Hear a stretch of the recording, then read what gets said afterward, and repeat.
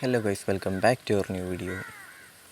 So on this video we are going to look how we can view the order region distribution on Tool4seller app.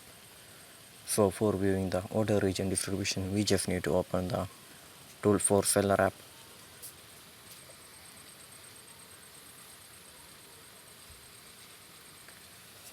So after opening the app, here we just need to go to the function section. In the bottom we can see in the right side of the alert section we can just see the function section right there. Just tap on the functions right here, and when we tap on it, here we can just see the business analytics section. So on that we can see the more option right there.